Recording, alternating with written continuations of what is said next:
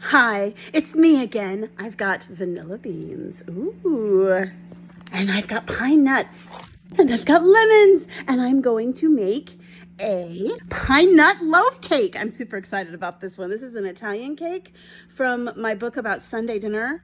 It's this wonderful Italian cookbook called Whatever Happened to Sunday Dinner. So now the first thing I'm going to do is slice open the 2 vanilla beans and scrape out the insides. So I've got my vanilla beans here, and I'm just going to cut them in half lengthwise.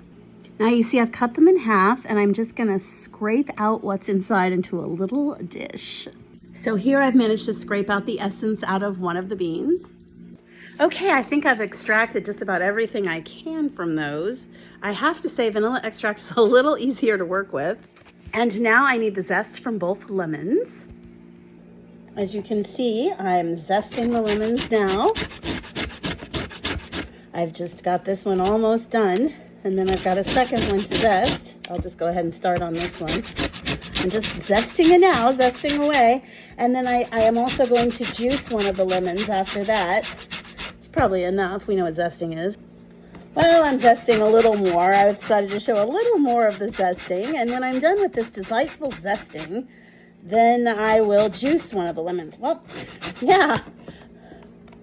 Okay, and these were large lemons, so that's a lot of zest that's in there. Now I'm just going to cut one of the lemons in half and juice it.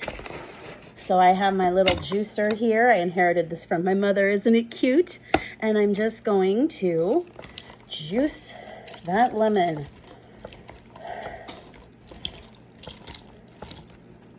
So now I have here my delicious lemon juice with a little vanilla snagged on there at the bottom.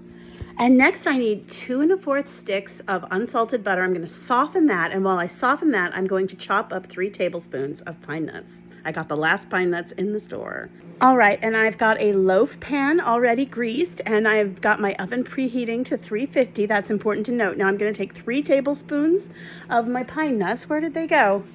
Here they are. Got to get my pine nuts, 3 tablespoons, and chop them up. So here are my 3 tablespoons of pine nuts, and I'm going to chop those up. Stay tuned for part 2.